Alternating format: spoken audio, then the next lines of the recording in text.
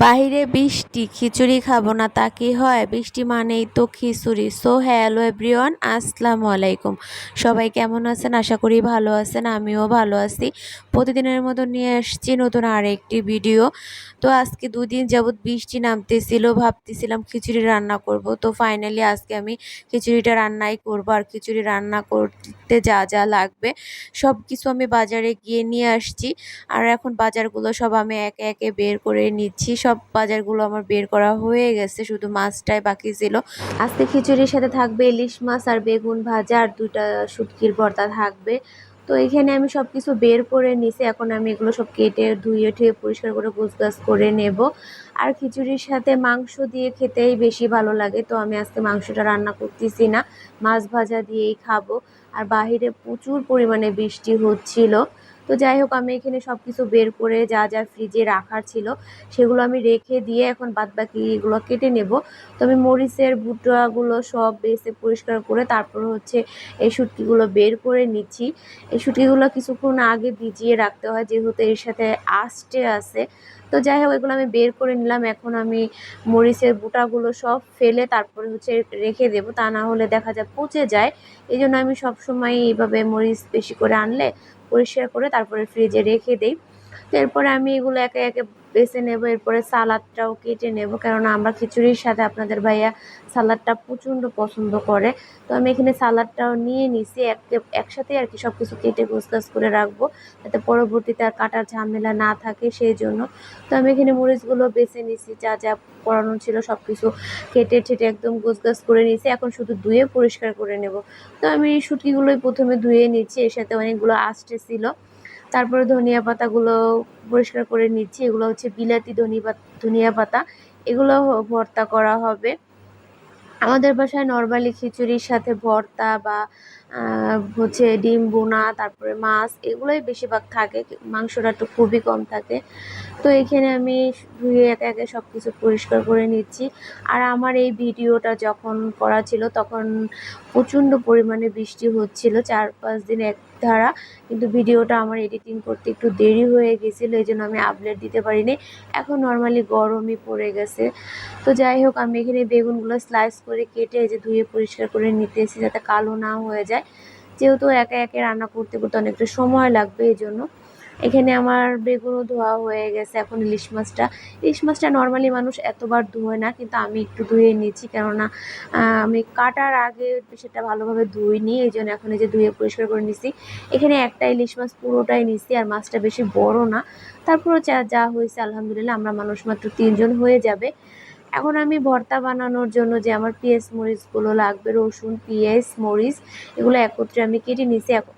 এগুলো ধুয়ে পরিষ্কার করে নেব। তারপরে হচ্ছে এগুলো আমি ধোয়া হয়ে গেলে তারপরে হচ্ছে আমি তেলের ভিতর হালকা পরিমাণে একটু তেল দিয়ে তারপরে তেলে আর কি উঠিয়ে নেব। তো আমার এখানে সবকিছু ধুয়ে গোছগাছ করে আমি নিয়ে নিছি। আজকে হচ্ছে লাইনে গ্যাস নেই, এগুলো সব আমার সিলিন্ডারে করতে হবে। তো আমি আগে এখানে সবকিছু কেটে ধুয়ে সব পরিষ্কার করে নিছি, যাতে একটা চুলায় আমার রান্না করতে বেশি একটা সমস্যা না হয়। আর আমি এখানে ডাল, পোলাও চাল, তারপরে মসুরির ডাল, খেসারির ডাল সব আমি একসাথে নিয়ে নিয়েছি। খেসারির ডালটা ভাজতে হবে, এই জন্য এটা আলাদা রাখছি। আর এখানে আমার কিছু আদা রসুন ব্লেন্ডার করা লাগবে, আদা রসুন শেষ হয়ে গেছে। আমার শাশুড়ি এগুলো কেটে ধুয়ে পরিষ্কার করে রেখে দিয়েছি, এখন আমি ব্লেন্ডার করে নেব। আর আমি সালাদগুলোও কেটে নিয়েছি, এগুলো আমি এখন ফ্রিজে রেখে দেব। তারপর যখন খাবো ওই সময় বের করে নেব। এখানে আমি এখন এগুলো ঢেকে রেখে দিয়ে তারপর হচ্ছে আদাটা ব্লেন্ডার করবো, এছাড়া নামাজটা আদায় করবো, এরপরে হচ্ছে আমি রান্নাটা বসিয়ে দেব।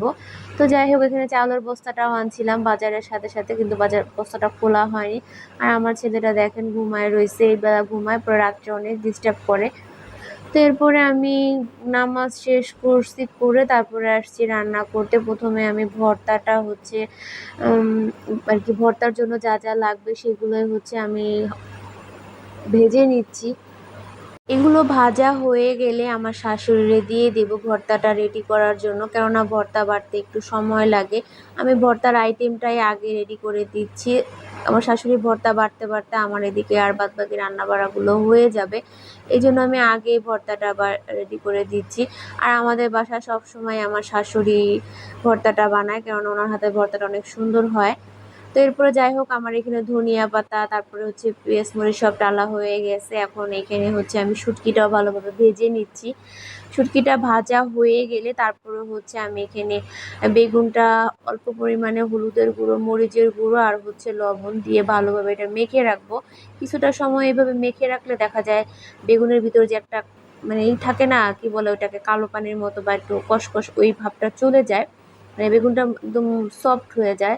তো এখানে আমি বেগুনটা মেখে রেখে তারপরে শুটকিটা আস্তে করে হচ্ছে আগুনের তাপটা দিয়ে তারপরে ভেজে নিচ্ছি। বেশি করে করে নিয়ে ভাজলে এটা কাঁচা থেকে যায়। তো আমার এখানে সব ভাজা শেষ, এখন আমার শাশুড়ির এগুলো দিয়ে নিচ্ছি। আর আমি ডালটাও এখানে ভাজতেছি, কারণ খেসারির ডালটা আমি আগে থেকে ভেজে রাখিনি।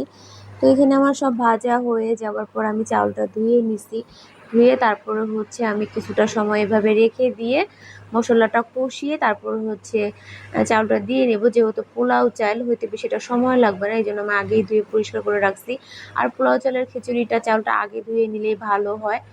এরপরে হচ্ছে আমি পরিমাণ মতো তেল দিয়ে নিচ্ছি। এখন আমি খিচুড়িটা বসিয়ে দেব। তো আমি পরিমাণ মতো তেল, পেঁয়াজ কুচি দিয়ে নিলাম। তারপরে আমি এখন পেঁয়াজ কুচিটা হয়ে যাবার পর একে একে সব মশলাগুলো দিয়ে নিব। আর এখানে আদা ব্লেন্ডার করছিলাম জগে, সেই জগের ভিতরে হচ্ছে কিছুটা আদা রেখে দিয়েছিলাম, ওইটা দিয়ে নিলাম। আর আমার পুরো ভিডিওটা যদি ভালো লেগে থাকে তাহলে লাইক, কমেন্ট, শেয়ার করবেন। সবাই বেশি বেশি করে সাবস্ক্রাইব করে দিবেন। তো এখানে আমার আদা রসুন পেস্টটা ভালোভাবে ভাজা হয়ে যাবার পর এখন আমি হলুদের গুঁড়া, মরিচের গুঁড়া দিয়ে দিচ্ছি পরিমাণ মতো। এগুলো দিয়ে ভালোভাবে কষানো হয়ে যাবার পর ধনিয়া গুঁড়ো দিয়ে দিলাম। তারপরে ভালোভাবে কষানো হয়ে গেলে এখন আমি চালগুলো এর ভিতরে দিয়ে নেব। চালগুলো দিয়ে একটু ভালোভাবে ভেজে ঠেজে তারপর হচ্ছে পরিমাণ মতো পানি দিয়ে নিলাম। তো যাই হোক আমার খিচুড়িটা হতে থাকে, এদিকে আমি টুকটাক কিছু কাজকর্ম করে নিই। এই তো আমার খিচুড়ি কিছুটা বলক চলে আসছে, এখন আমি কাঁচামরিচ দিয়ে নিলাম। খিচুড়িটা প্রায় হয়ে আসছে, এখন আমি একটু নেড়ে চেড়ে তারপরে দমে বসিয়ে দেবো। তো এদিকে আমার খিচুড়ি রান্না করতে করতে লাইনের গ্যাস চলে আসছে। তারপরে আমি একে একে প্রথমে বেগুনগুলো ভেজে নিচ্ছি, একটু বেশি পরিমাণে তেল দিয়ে নিছি যাতে বেগুন ভাজার কালারটা অনেক সুন্দর হয়। তো এদিকে আমার বেগুনগুলো ভাজা হয়ে যাচ্ছে। এরপরে হচ্ছে আমি ইলিশ মাছগুলো ভেজে নেব। আর আমার ভয়েস ওভার দেওয়ার সময় একটু কথা এলোমেলো হয়ে গেছে, সবাই ক্ষমা দৃষ্টিতে দেখবেন, যেহেতু আমি অনেক রাত্রে ভয়েস ওভারটা দিচ্ছিলাম। এরপর আমার বেগুন ভাজা হয়ে যাওয়ার পর মাছটাও ভেজে প্রায় হয়ে গেছে, ভেজে নিচ্ছিলাম। তখন আমি মাছটা উঠিয়ে তারপরে হচ্ছে আমরা এখন সবাই মিলে খেতে বসবো, যেহেতু অনেকটা রাত হয়ে গেছে। এই তো আমি খাবারটা নিয়ে নিছি একসাথে প্লেটে। তো সবাই বেশি বেশি করে আমার ভিডিওটা সাবস্ক্রাইব করে দিবেন। ভালো থাকবেন, আল্লাহ হাফেজ।